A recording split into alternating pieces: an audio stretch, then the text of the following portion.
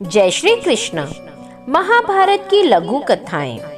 महाभारत एक ऐसा ग्रंथ है जिसमें एक ही वंश के दो परिवारों के बीच के आपसी द्वेष को दर्शाया गया है।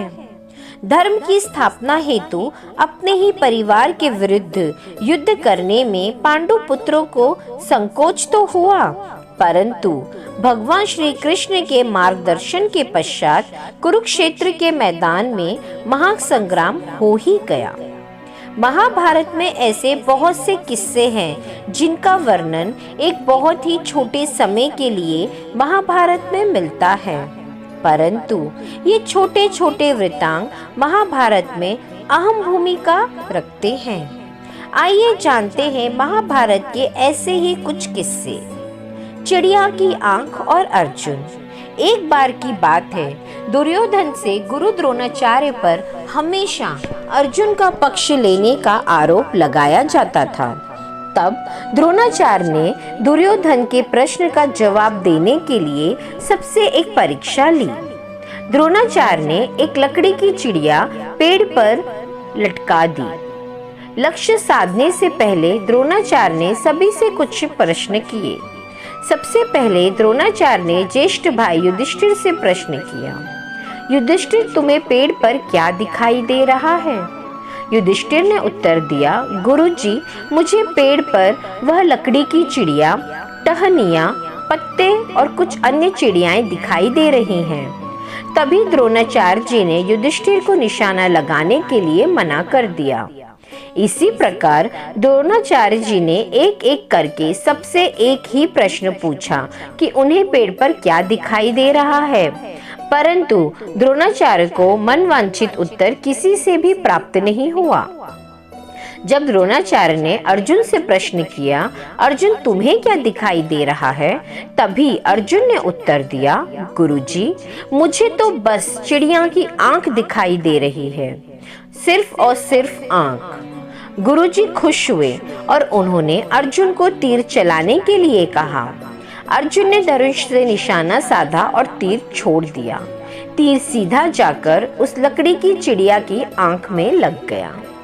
सूर्यपुत्र कर्ण का जन्म। महाभारत कथा में कर्ण की भूमिका बहुत ही अहम है। कर्ण ने यूं तो महाभारत का युद्ध दुर्योधन के पक्ष से किया था, परंतु कर्ण जैसे महान योद्धा के मृत्यु के समय दोनों ही पक्ष उनके शव के समक्ष नतमस्तक थे। कर्ण भी माता कुंती के ही पुत्र थे, जो सूर्य भगवान के आशीर्वाद से हुए थे। उस समय कुंती का विवाह पांडु से नहीं हुआ था, जिसके कारण माता कुंती को इस बात का भय हुआ कि लोग बच्चे के विषय में क्या पूछेंगे। इसलिए उन्होंने कर्ण को एक टोकरी में डालकर नदी के पानी में बहा दिया। वह शिशु बाद में अधिरथ और राधा को मिला, जिन्होंने उन्हें बड़ा किया। कर्ण भी अर्जुन की तरह ही महान धनुर्धर थे।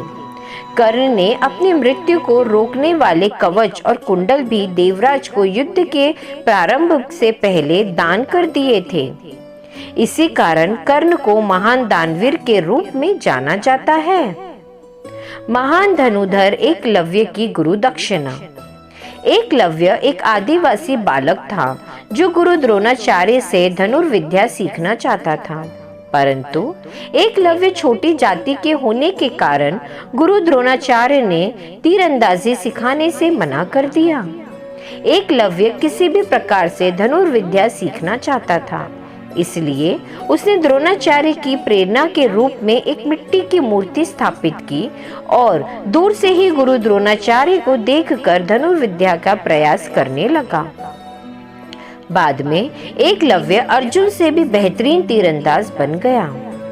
जब गुरु द्रोणाचार्य को इसके विषय में पता चला तो उन्होंने गुरु दक्षिणा के रूप में एकलव्य का अंगूठा काटने को कहा।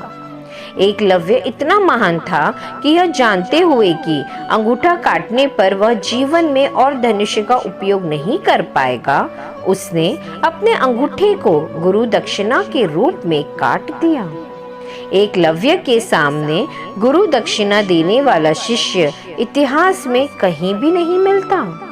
द्रौपदी विवाह की कहानी।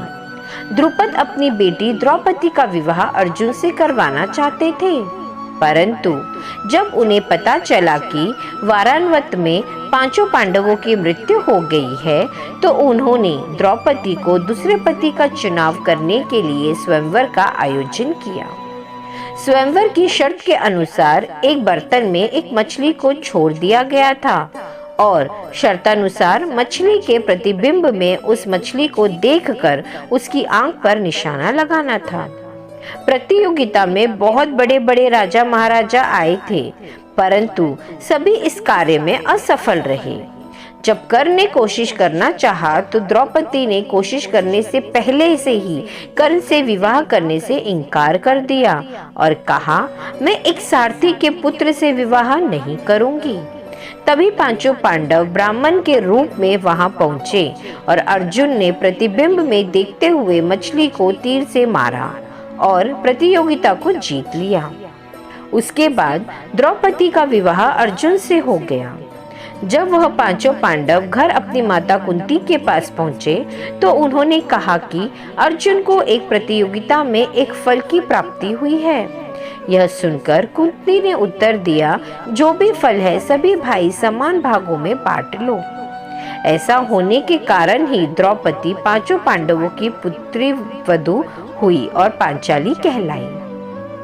द्रौपदी चीरहरण की कहानी। कौरव की ओर से शकुनी मामा के चाल के कारण पांडवों ने अपना सब कुछ पासों के खेल में खो दिया। अपने राज्य को किसी भी तरह वापस पाने के लिए युधिष्ठिर ने अंत में अपने सभी भाइयों समेत द्रौपदी तक को दांव पर लगा दिया और वह द्रौपदी को भी पासों के खेल में हार गए। जब द्रौपदी को भी पांडव हस्तिनापुर में पासों के खेल में हार गए, तब दुर्योधन ने छोटे भाई दुशासन को रानी द्रौपदी को दरबार में लाने के लिए कहा। तभी दुशासन द्रौपदी के पास गया और उनके बालों को पकड़कर खींचते हुए दरबार में लेकर आया। सभी कौरवों ने मिलकर द्रौपदी का बहुत अपमान किया। दुर्योधन ने उसके बाद अपने भाई को भरी सभा में द्रौपदी का चीरहरण करने के लिए यानी कि उसे निवस्त्र करने को कहा। दुशासन ने बिना किसी लज्जा के द्रौपदी के वस्त्र को खींचना शुरू किया, परंतु भगवान श्री कृष्ण की कृपा से दुशासन कपड़े खींचते खींचते थक गया, परंतु वह रानी द्रौपदी का चीरहरण नहीं कर पाया। ऐसा माना जाता है, एक बार श्री कृष्ण के हाथ में रक्त धारा बहने पर द्रौपदी ने अपनी साड़ी का एक पल्लू काटकर कृष्ण को हाथों में बांधकर रक्त के प्रभाव को रोका था। उसी दिन श्री कृष्ण ने द्रौपदी को उसकी रक्षा का वचन दिया था और उसी वचन को उन्होंने हस्तिनापुर की सभा में द्रौपदी के अस्तित्व को बचाकर पूरा किया था। हिडिंबा और भीम।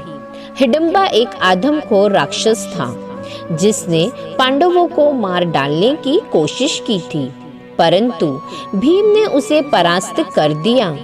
बाद में भीम ने हिडिंबा की बहन हिडिंबी से विवाह किया था, जिससे उनका एक पुत्र हुआ जिसका नाम था घटोत्कच। उसने महाभारत के युद्ध में अपनी अच्छी भूमिका निभाई थी। महाभारत के युद्ध में घटोत्कच के कौरव सेना के बीच हाहाकार मचा दिया था, जिससे परेशान होकर कर्ण ने दिव्यास्त्र का प्रयोग कर घटोत्कच पर उसे युद्ध भूमि में पराजित किया था। भीष्म पितामह के 5 बाण। महाभारत का युद्ध चल रहा था और भीष्म पितामह कौरवों की ओर से लड़ रहे थे। तभी दुर्योधन उनके पास आया और उसने अपने हारते हुए सेना का बखान करते हुए कहा कि आप अपनी पूरी ताकत से युद्ध नहीं लड़ रहे। यह सुनकर भीष्म पितामह का बहुत ही बुरा लगा उन्हें और गुस्सा आ गया।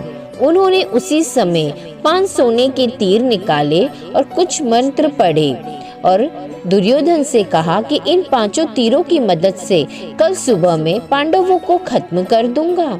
परंतु भीष्म पितामह की बातों पर दुर्योधन को भरोसा नहीं हुआ और उसने वह 5 तीर अपने पास रख लिए। जब श्री कृष्ण को इसके विषय में पता चला तो श्री कृष्ण ने अर्जुन को बुलाया और कहा कि तुम दुर्योधन के पास जाकर वह 5 तीर मांग लो जो तुम्हारे विनाश का कारण बन सकते हैं। वह दिन याद करो जब तुमने दुर्योधन को गंधर्व से बचाया था। उसके बदले दुर्योधन ने तुम्हें कहा था कि कोई भी चीज मांग सकते हो। अब वह समय आ गया है कि तुम वह जहां जाकर 5 तीरों को मांग लो। अर्जुन गए और उन्होंने उसे वचन की याद दिलाते हुए वह तीर मांगे। एक क्षत्रिय होने के नाते दुर्योधन को वह तीर अर्जुन को देने पड़े। द्रोणाचार्य और धर्मराज युधिष्ठिर। महाभारत में द्रोणाचार्य की मृत्यु की यह रोमांचक कथा है। द्रोणाचार्य एक महान गुरु थे जिनकी मृत्यु तब तक संभव नहीं थी जब तक कि वह अपने हथियार ना डाल दें। उनको हथियार डलवाने के लिए श्री कृष्ण एवं पांडवों ने एक योजना बनाई। उस समय युद्ध में एक हाथी अश्वत्थामा नाम का था और श्री कृष्ण को पता था कि द्रोणाचार्य को अपने पुत्र अश्वत्थामा से बहुत ही प्रेम था। उनके योजना के अनुसार वह युधिष्ठिर की मदद से गुरु द्रोणाचार्य को यह बताना चाहते थे कि उनका पुत्र अश्वत्थामा भीम के हाथों मारा जा चुका है। योजना के अनुसार क्योंकि युधिष्ठिर ने कभी भी जीवन में असत्य नहीं कहा था, उनकी बातों का द्रोणाचार्य ने विश्वास किया और हथियार त्याग दिए और ध्यान में बैठ गए।